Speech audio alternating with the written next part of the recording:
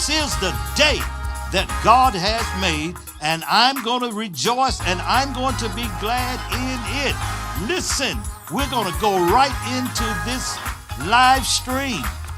Ladies and gentlemen around the world, if you don't know him, you are about to know this man.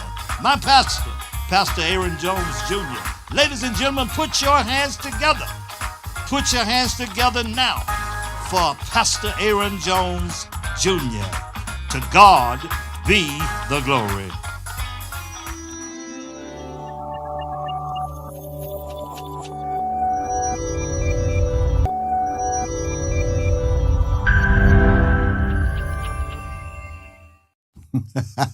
Oh, I touched somebody right there. That's your mountain. You think that, okay, behind the mountain, we used to sing a song when I was little in Little Chapel Baptist Church, the song that says, I'm going to hide behind the mountain where the chilly wind don't blow. And David's friends are telling him to run to the mountain because if you can get to the mountain, the force and the mammothness and the strength of the mountain will ward off whatever it is, whatever fears, whatever difficulties you're running from. So they say, flee as a bird to your mountain. And all of us, we have a mountain. But brothers and sisters, I've come today to remind you that, listen, in the time of trouble, he shall hide you. In the secret of his tabernacle will God hide you. When your enemies come upon you to eat up your flesh, they will stumble and fall because God is hiding you. God will hide you in the midst of your situation. God will hide you. And listen, this is what he'll do in hiding you. He'll have you operating. He'll have you walking around. He'll have you existing. He'll have you carrying on like he wants you to carry on right in the presence of your enemies, and they can't touch you. They can watch you. They can see you. They can observe you, but they can't touch you because you are hid behind the mountain. The psalm says, I will lift up mine eyes unto the hills, the mountains, from which cometh my help, because all of my help comes from the Lord, who made the heavens and the earth. Oh yeah, you got. He said, flee, run, get away, flee to your mountain. All of us have mountains in times of trouble, and fear tells us to run from these problems. But now watch this. The only problem is in flying away. Oh my God. The problem is you can't fly and you cannot run away from yourself.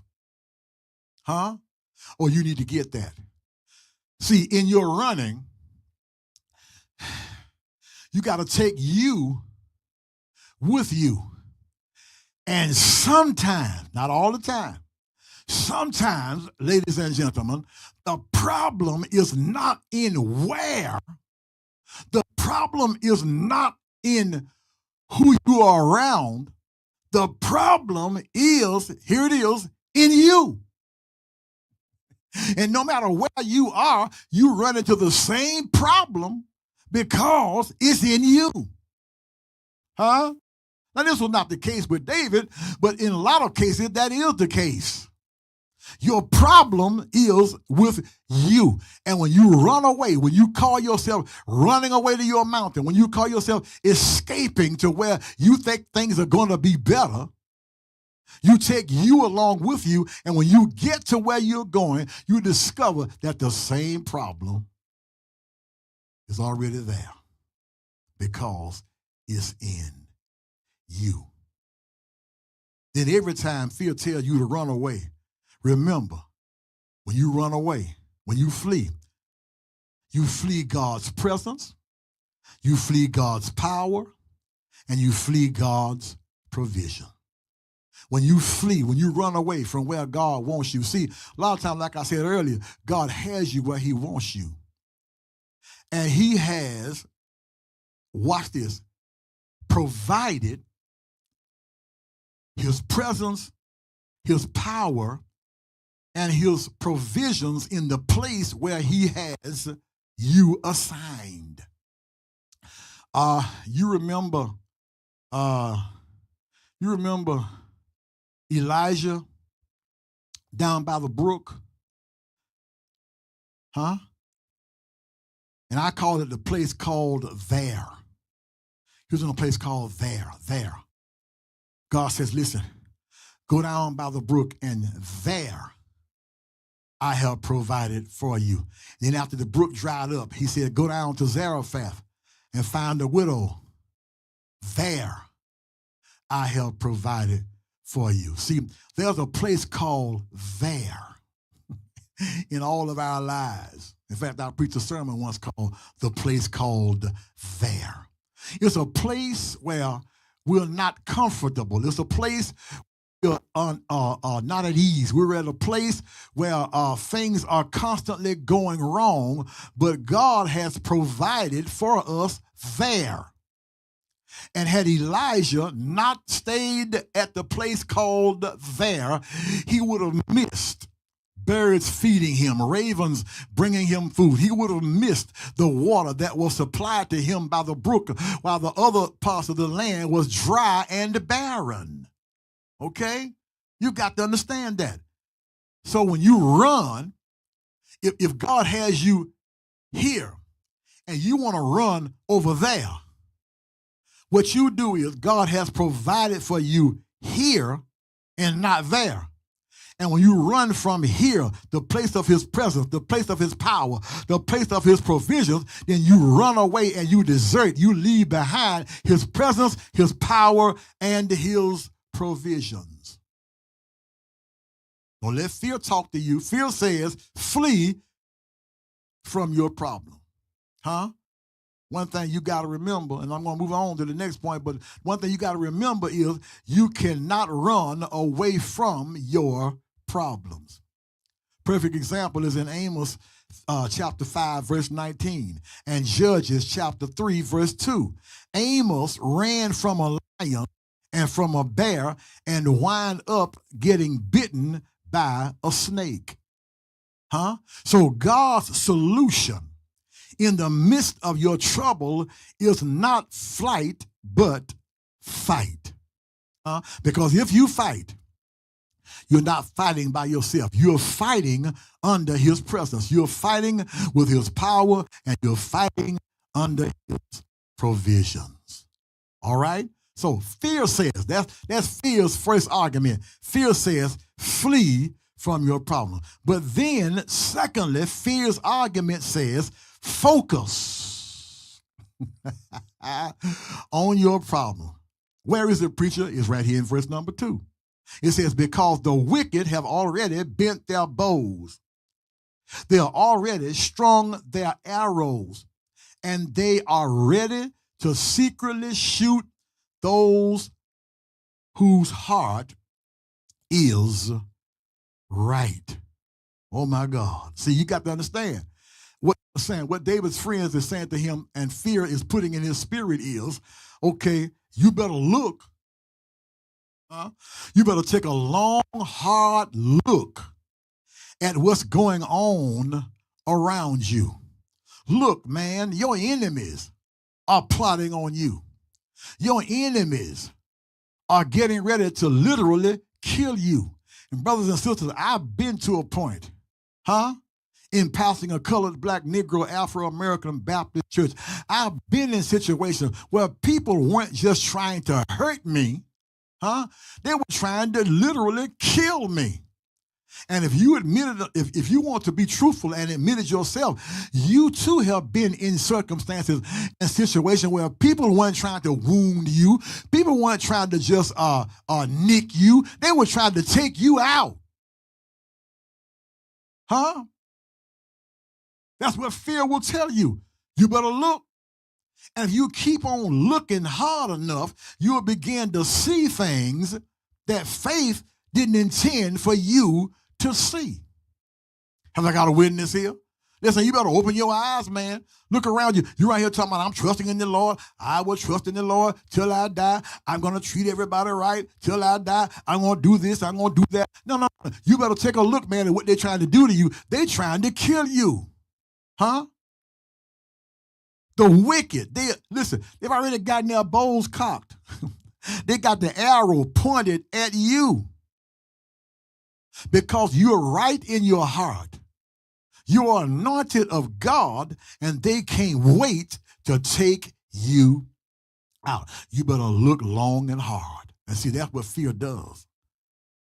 Fear wants you to look at the enemy and become fearful of the enemy. You remember when David was a little boy?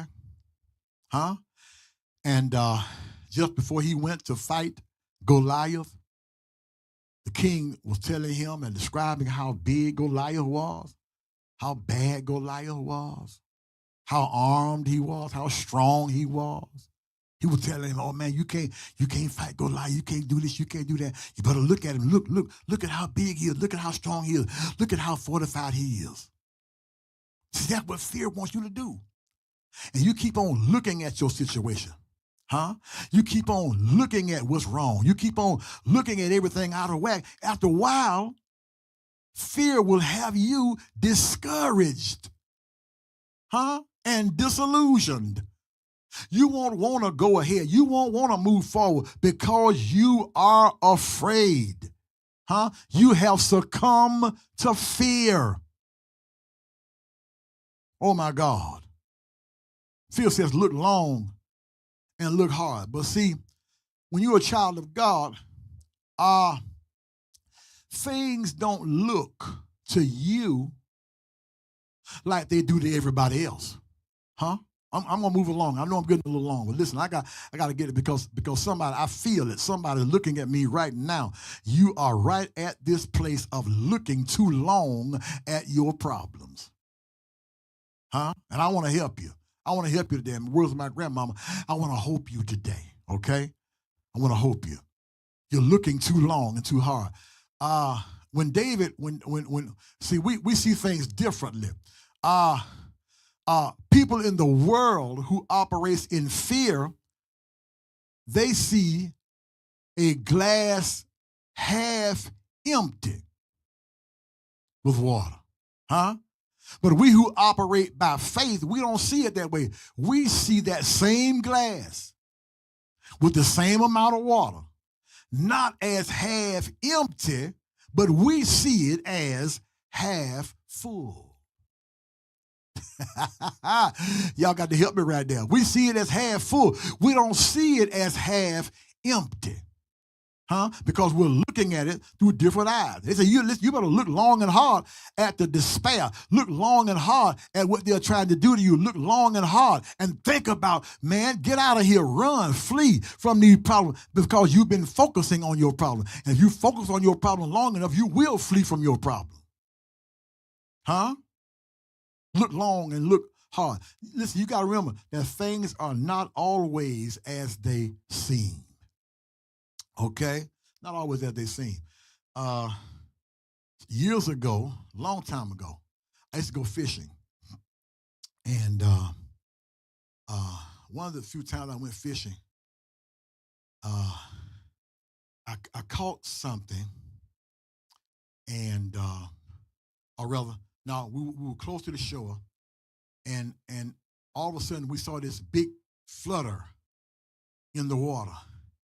And it began slinging water and mud everywhere. And from looking at it, watch this, you would assume that there was a big fish right there at the shore. But upon discovery, we found out that that was not a big fish, but it was called a mudfish. A mudfish. And what mudfish do is burrow down in the mud, in the water, and just flutter itself and cause all this big commotion. You think it's a big fish when it's really not that big at all. Well, see, brothers and sisters, that's what trouble will do to you sometimes. It will flutter in the mud of your mind, in the mud of your thoughts. Huh?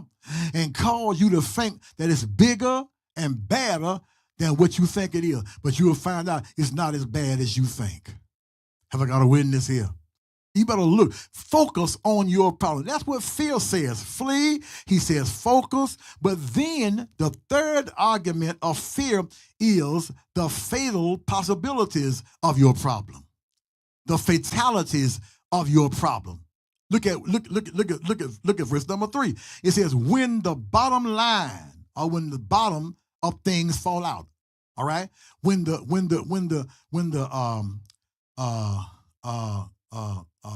foundations, there it is, are destroyed.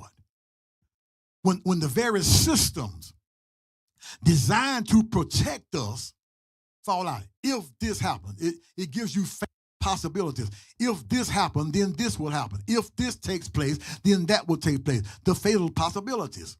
And a lot of you are facing fatal possibilities. If I buy this house now, suppose I lose my job. If I get a better car now, suppose I can't pay for it. If. But see, what you don't understand is, what you've got to get to know is that everything you do, every move you make, God is by your side. If God is with you, He understands what's going on in your life. He knows what's happening in your life. So don't you think about the fatal possibilities. Listen, that's on Him, okay?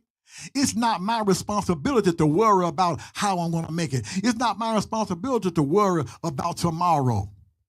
I don't have to worry about tomorrow because I know who holds tomorrow.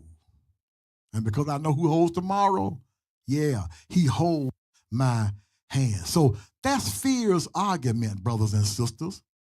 I know it's a long time getting there because fear will drag things out.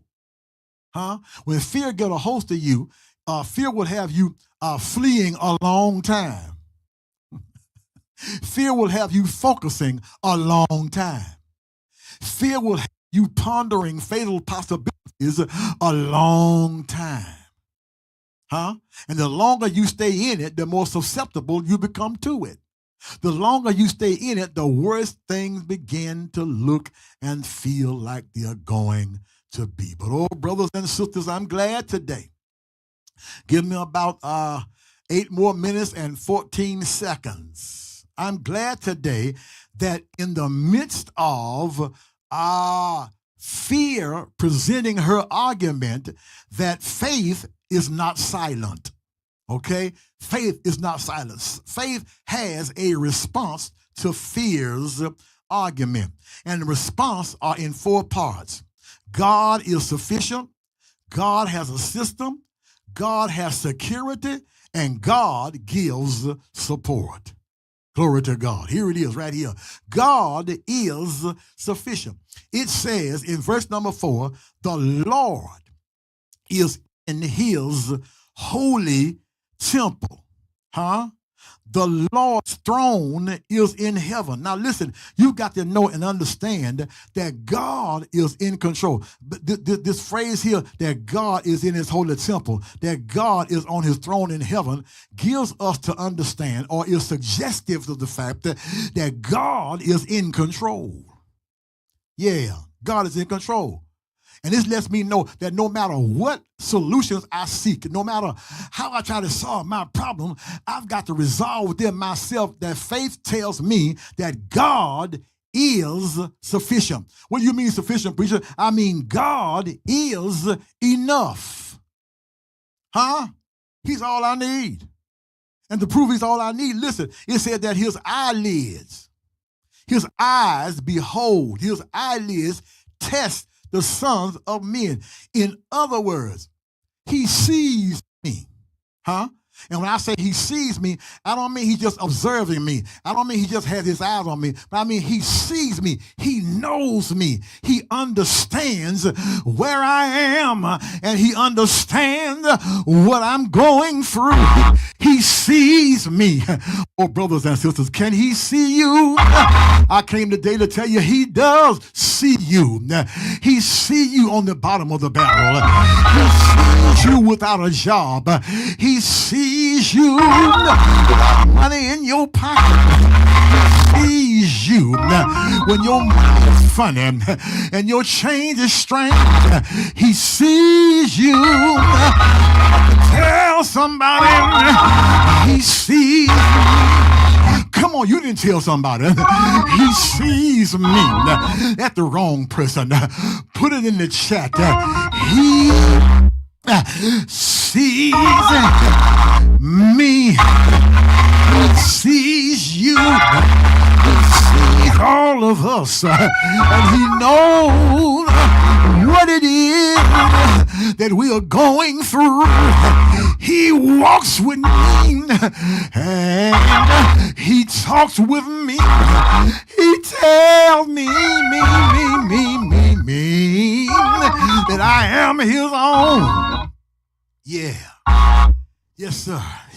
He's all we need. He's enough. Because everybody else may run out on you. Friends may leave you. Family may desert you. But God is sufficient.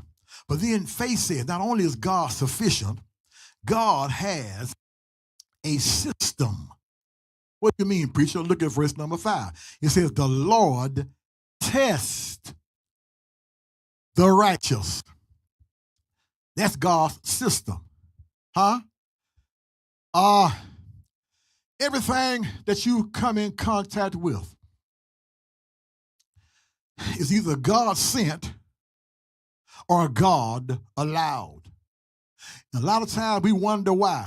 Lord, why am I going through this? Why am my way so hard? Why am I having to struggle like I'm struggling? Why do I have to put up with this? Why can't I just run away? But God says, you are a part of my system. It is only a test.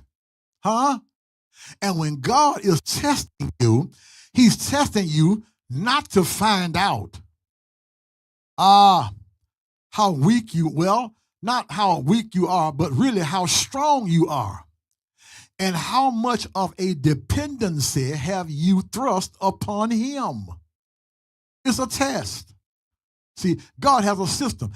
His system is, okay, like refining precious minerals, such as gold and ore and silver and so forth.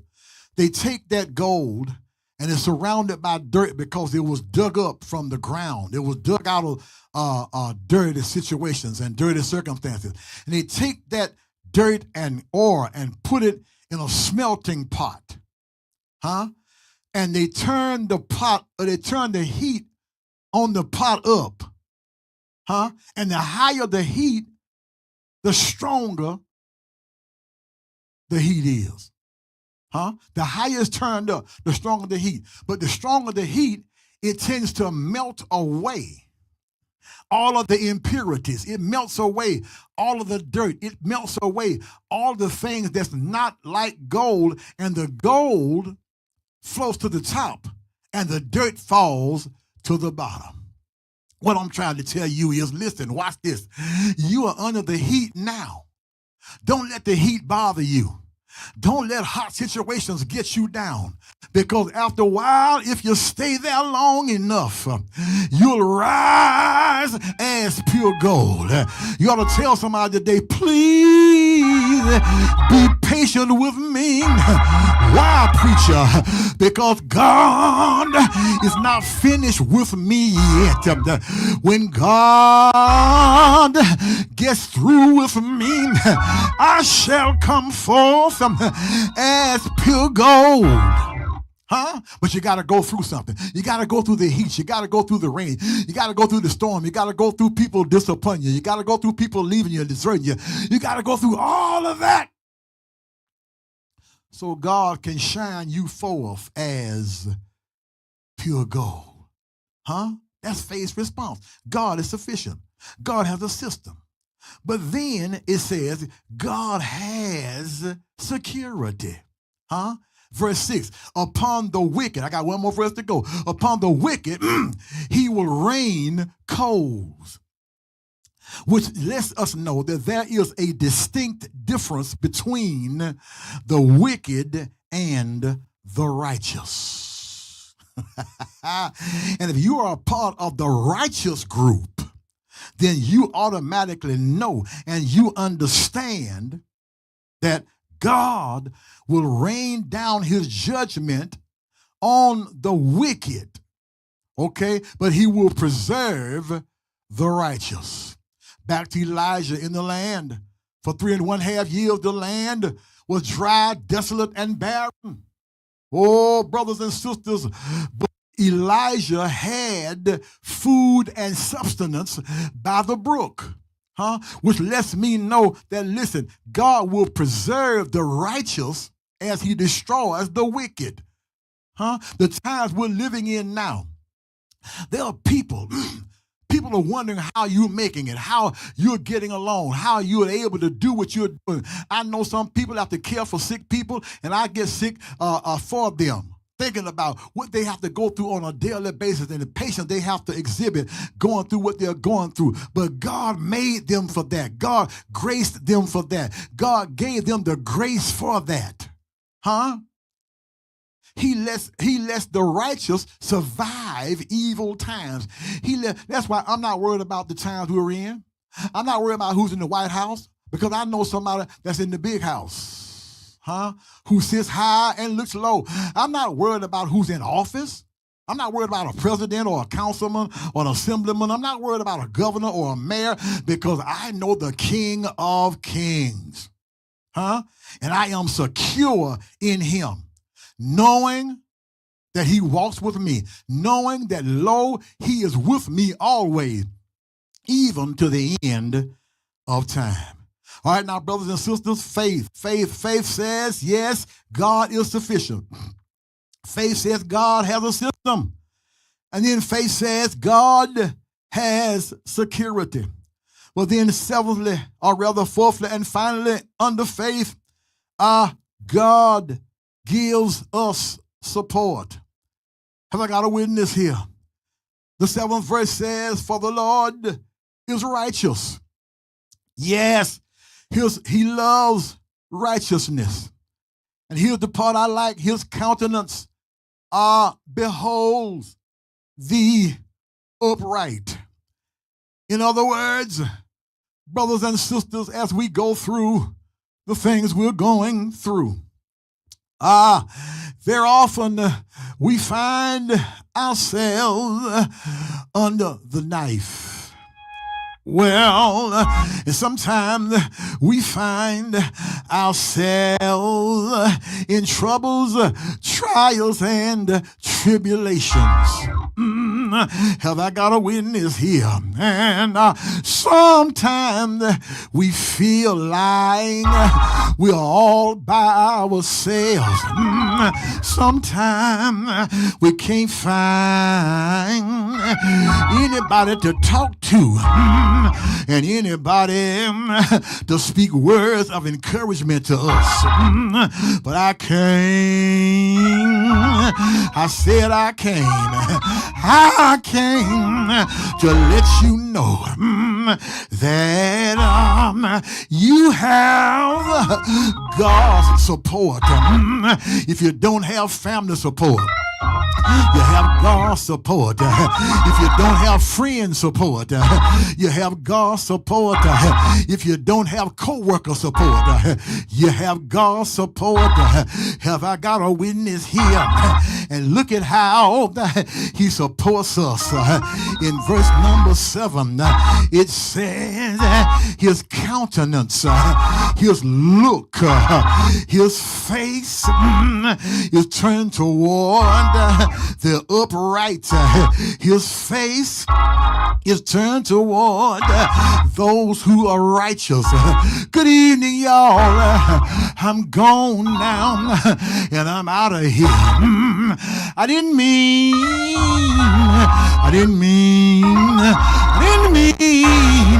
to hold this long, but before I leave you, I want you to understand what this is talking about.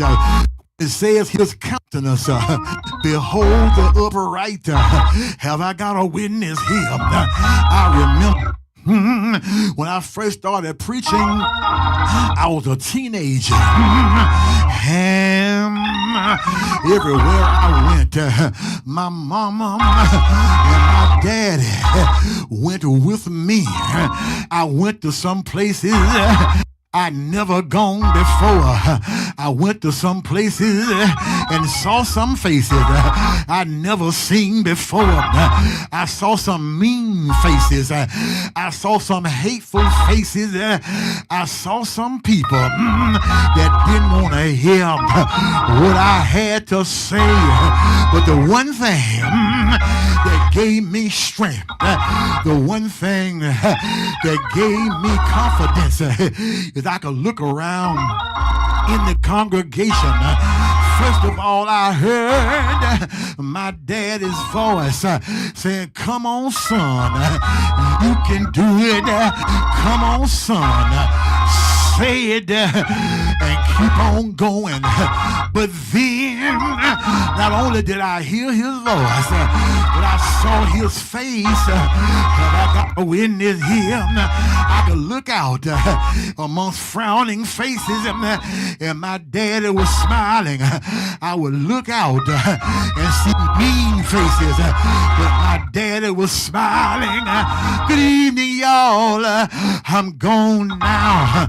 I can look up in the midst of my trial, in the midst of my trouble, in the midst of my tribulation, and see my Father's face. Not my earthly father, but my Father in heaven. When things go wrong, I can hear voice saying, "Don't be afraid. I'm walking with you. Don't be afraid. I'm by your side." I can hear his voice saying, "Hold on a little while longer." I can hear his voice saying, "Weeping may endure for a night, but joy," I said joy, joy, joy, oh, joy will come in the morning. I'm gone, y'all. I got to get out of here, but listen to me. I can see his face when things go wrong. When people frown at me, he's smiling at me. When people are mean toward me, he's smiling at me. I can see his smile. I don't care how bad it gets. I'm not going to flee. I'm not going to focus. I'm not thinking about fatal possibilities because God is all I need. I got God's system. I got God's security. And I got God's support. Good evening, y'all. Keep on walking with him. Keep on talking with him. He's able. I said he's able. He's able. Do you know he's able? If you know he's able, why don't you print it for me? Yes! Yeah! Oh!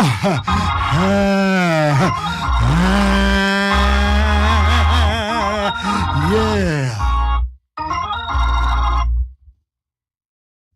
He's able. He's able. He is able to walk with us, to talk with us.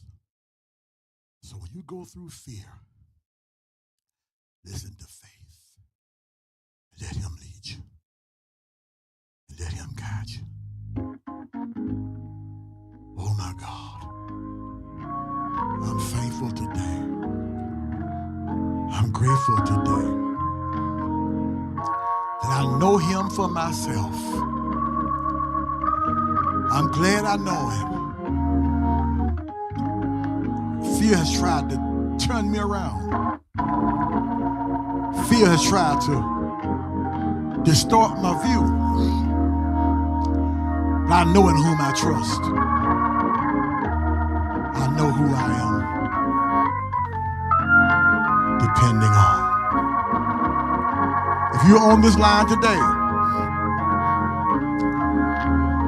turn your fears over to him. Turn your fears into faith. turn your fears into the assurance that I don't have to fear anybody. If you're on the line, contact the Faith Center today. Let them know, preacher, I want to give my life to the Lord. I want to acknowledge him as my Lord and Savior. I've had some fears, but faith has gotten me past that. I'm over it now. I don't have to worry about it anymore. God bless you. I'm gone. I love you with the love of the Lord. And there's nothing you can do about it. Be blessed.